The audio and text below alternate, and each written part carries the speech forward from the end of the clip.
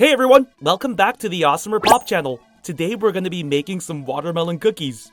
So, some of you are probably thinking, wait, I think I already saw this. Yeah, our team had a little miscommunication and we ended up doing the same thing. So we're really sorry about that. Obviously, the end product is the same, but stick around, it'll still be fun.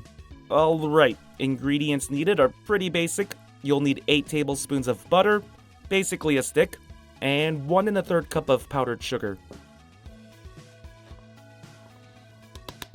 Now let's mix. This part might take a bit because we need to break down the butter and then have the powdered sugar incorporate with the butter.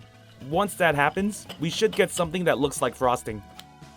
I'm actually almost finished because I skipped ahead. Didn't want to have you guys watch me mix a bowl for 10 minutes. But yeah, we're ready to move on. Now let's add 2 teaspoons of vanilla extract. This will add much flavor to our cookies. Let's also add 3 egg yolks into the bowl as well. Alright, I'm sorry guys, but we have to do a little more mixing. But if you're a baking fan, then you know that mixing is a part of baking life. But yeah, I know it's boring to watch, so I'll skip ahead. Anyway, after much mixing, you should get something that looks like this if you're following along. This texture is much creamier now thanks to the egg yolks, and it smells even more delicious since we added the vanilla extract. Now it's time to add a tablespoon of cornstarch.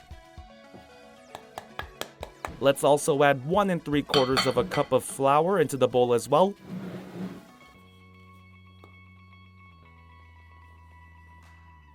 Now we'll begin making our cookie dough.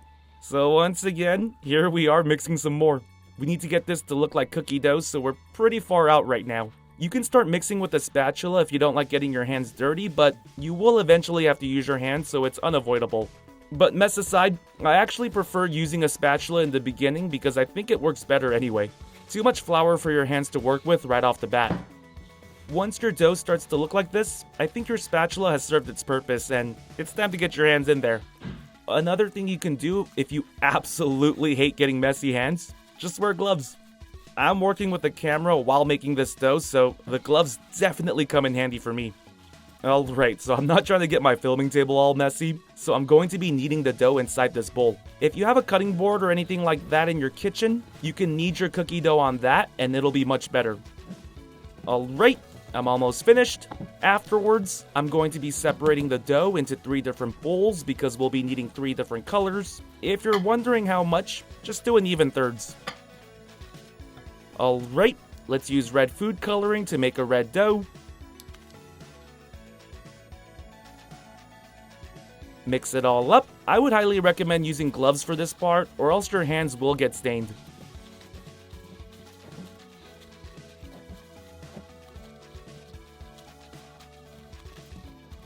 Awesome! Here's our red dough. Now let's make green.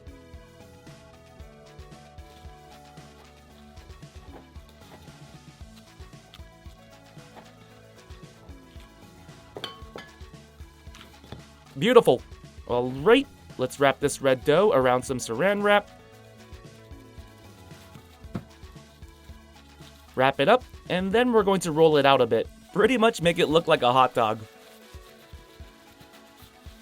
Alright, now we need to twist both ends.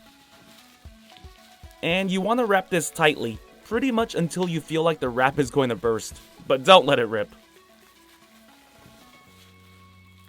Now we have to freeze this dough, put it in the freezer for about 30 minutes. Okay, now our regular dough, let's roll this out. Make sure there's another wrap on top of the dough while you're rolling. You can stop once your dough is large enough to cover the first dough you froze.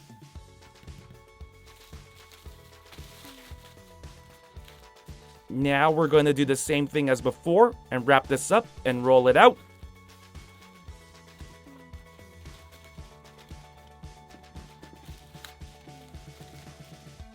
So any of the extra dough you might have, you can just break it off. All you have to do is cover the red dough. Don't worry if it looks all clumpy or messy. While you roll and tighten the dough, it should get smooth. Okay, let's tighten this up.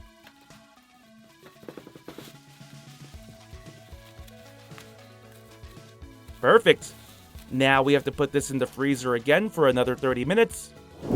Now let's do the same thing with the green dough. Make sure it's big enough to cover our frozen dough.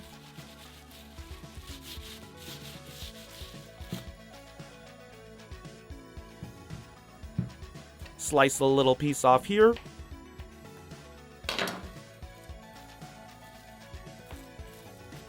Okay, now let's wrap this up and tightly roll it again.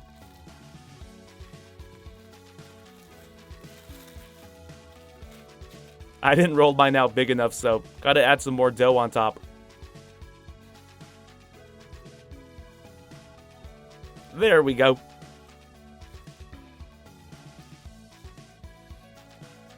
Okay, let's put this in the freezer one last time, and then we can slice it up.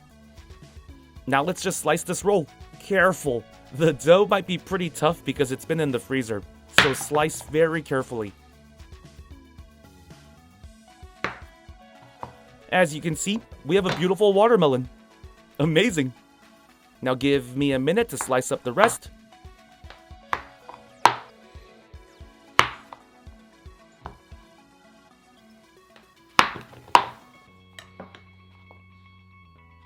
Now let's slice these in half to make them look like actual watermelon slices. There we go. Now let's use chocolate chips to add the seeds. Do be careful when pushing these in because the dough might break.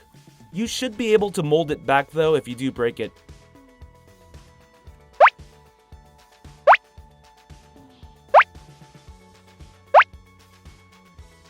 Alright, got all of our seeds. Now let's put our watermelon cookie dough slices on a tray. Perfect! It's time to bake our cookies.